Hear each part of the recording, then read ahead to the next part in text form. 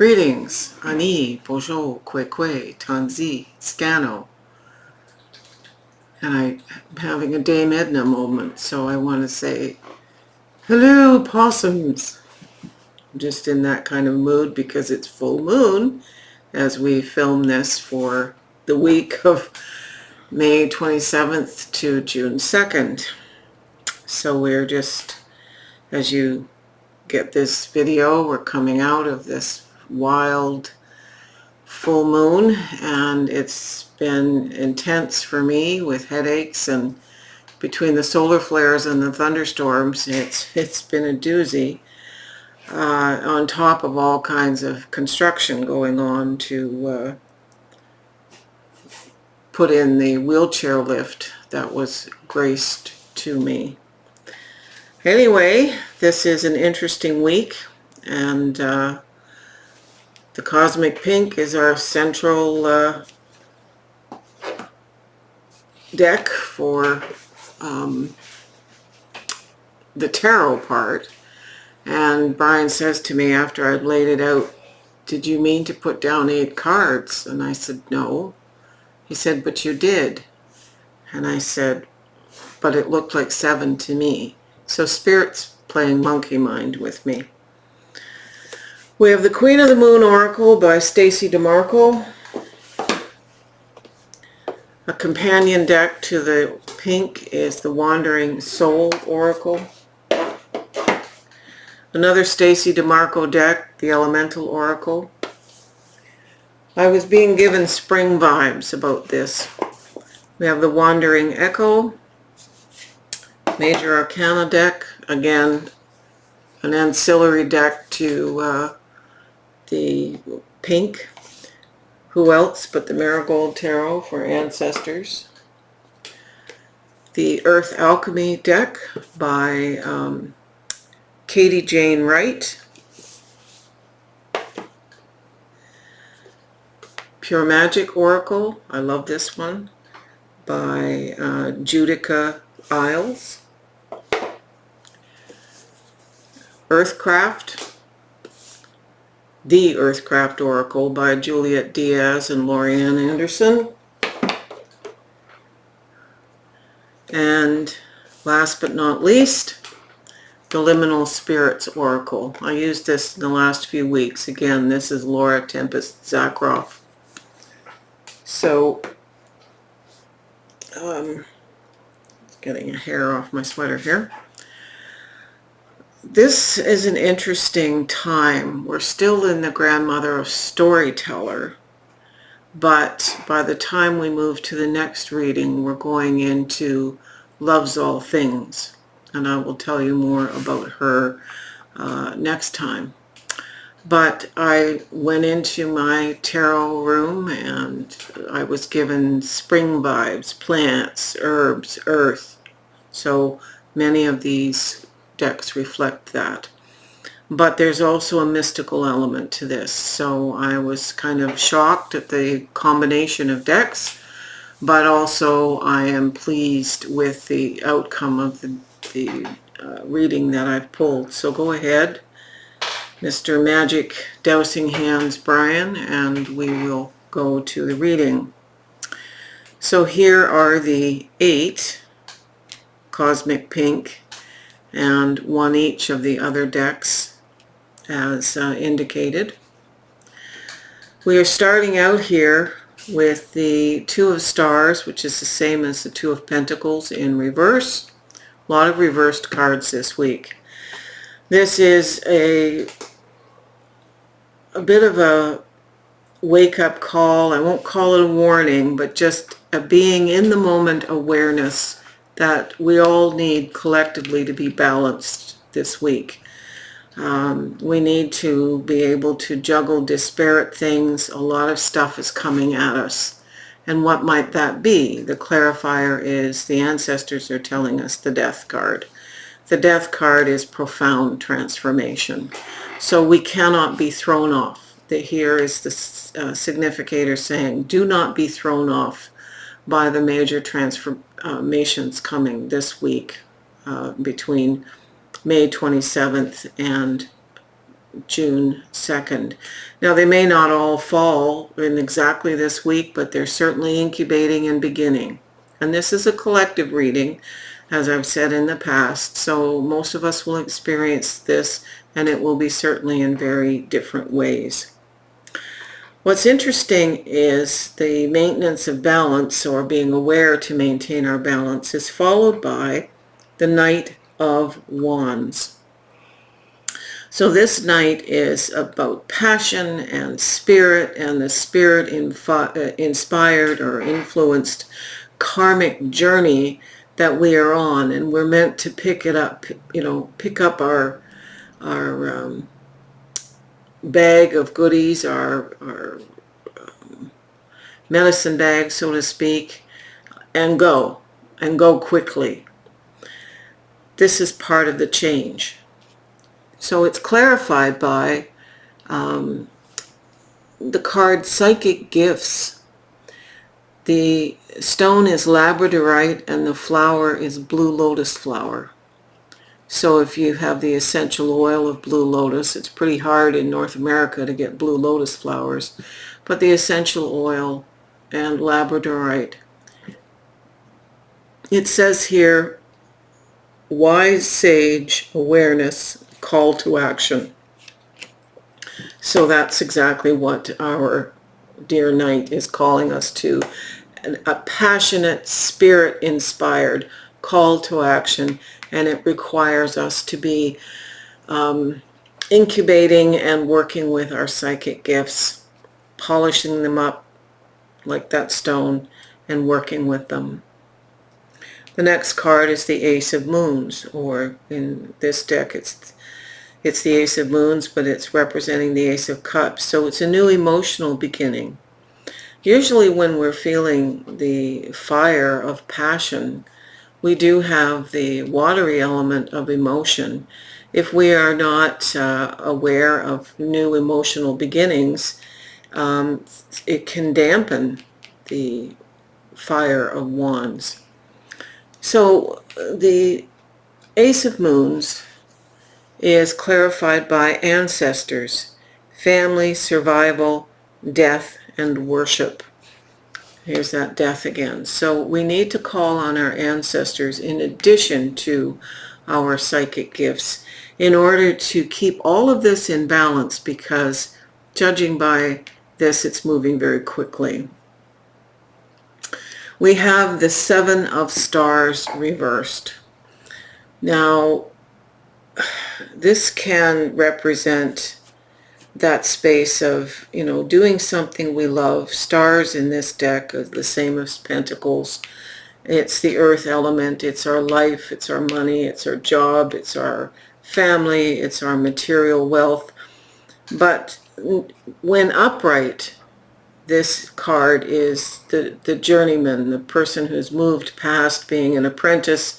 They're learning, they're doing, but when reversed, it's warning us to not become impatient, not expect instant, not to be petulant and say, I want it now, because there are consequences to that. We have to find the energy and find the self-resolve to avoid messing up what we have just begun to plant and incubate. It's clarified by the Snake card. Now, I just checked with the deck that this belongs to make sure that I give the right message as the author intended. Snakes are vastly misunderstood, and that's the overarching Christian imprint of sin, when in fact much more ancient stories about life, the world. The snake represents the world, which is why it's encircled here. It represents completion of cycles, the movement of the earth. And if you think of the sign that you see for medicine, which is the caduceus, it's two snakes winding their way up across with angel wings. This is about ancient feminine knowledge, and it's about the world. So you're being warned here to respect the cycles that you're in not succumb to this, and realize that there's very old, possibly karmic wisdom involved in this new journey. This is a biggie, so to speak. The next card is the Five of Moons in reverse. Now this would be the Five of Cups in a regular deck, and it's all about grief and loss in the upright position, but in the reverse position, it's about coming out of, making sure that you're moving past grief and loss and not allow yourself, with all this change, to get sucked into the idea that you're losing something. You're not. Stay faced forward. Whatever is shifting is not something to grieve. It's something to thank and be grateful that you've experienced it, and utilize this wisdom of the previous card and move forward. Now these cards are all very big on top, and I have to line this up. So this Five of Moons in reverse is actually clarified by Spirit Weaver. This is a beautiful card, and it represents our capacity to weave our story, utilizing the ancestors, utilizing ancient wisdom, not falling into grief, and recognizing, as with Snake, that there are cycles. Things die off to make this space for new things coming. And we are all working with the spirits, as this card asks us to polish up our skill set with the psychic gifts. The next card here is the Seven of Swords in reverse. So this is about, I think this card gets a bad rap, the Seven of Swords. This is another seven here, and it's also in reverse. Sevens are seen as stealth, sometimes stealing, working surreptitiously on one's own to gather resources, sometimes at the expense of others. It can also represent imposter syndrome when it's upright, feeling like we have to resort to surreptitious means because we really can't do what other people think we can do. So it's I think of Eddie Guerrero, the wrestler. His motto was lie, cheat, and steal. When it's in reverse, it's asking us to recognize that that isn't true. There is no imposter syndrome working here. And that basically we are facing the truth. We are facing that we can't just fly by the seat of our pants at the expense of others. That this is truly a journey, that we're going to pull these swords out of the earth where they are planted and use them to make right and carry on with our journey with mental clarity. So it's the positive, creative use of mental thoughts, thinking, expression of thought, rather than succumbing to something else that's not in our best interest. We have the Page of Stars. So we're moving here to the Page of Pentacles. And this is all about working in a new way. So this is all about new ways to create something different in our material life, our earth life. This is the stars or pentacles are all about our earthly journey, family, work, resources. So we're going to make ourselves comfortable financially or in any other way with family, with what we do, with how we make a life. With the energy of the page, who has the curiosity, is not jaded, is not burned out, to look at things in a different way and explore possibilities. So we are exploring here. And it's clarified by another beautiful card, Liberation. The key, this curiosity, this seeing things in a new way, is the liberation that this transformation needs. It's followed by the Page of Moons. So we have two sevens, two pages, An ace, interesting. So the Page of Moons means that by the time we've gone through the week, we go from a new emotional beginning, not seeing this beginning as a loss, and finally giving this new journey the creativity emotionally that the page brings to us. This is beautiful. It's lovingness. The Page of Moons is artistic and creative, and in bringing this to us, we end up with the sun. The sun is enlightenment in its most joyous capacity. It is often seen as the most favored card in a tarot deck. So this is pure joy. Absolutely pure joy, as long as we don't succumb to fears and smallness. The final card, this is the Faith card. The Faith card represents the worm moon. It is the spiritual incubation of new life. The worm moon is earlier in the spring when the earthworms are moving, making the soil ready for what's coming. I can give you nothing better than that in terms of a reading and an analysis of these wonderful cards. You can flip the camera, Brian. So always when I get to the point of preparing a reading, I have to have a lot of faith in my spirit guides and teachers and the Creator and my ancestors and angels and all of those who guide me. And it's a different group every week. I have to have trust that, number one, I can actually interpret the cards, that the decks that they're asking me to choose out of all 1,700 plus that I have now, that they are the right ones for the right message. I really feel a responsibility for this. There's a bit of internal pressure, and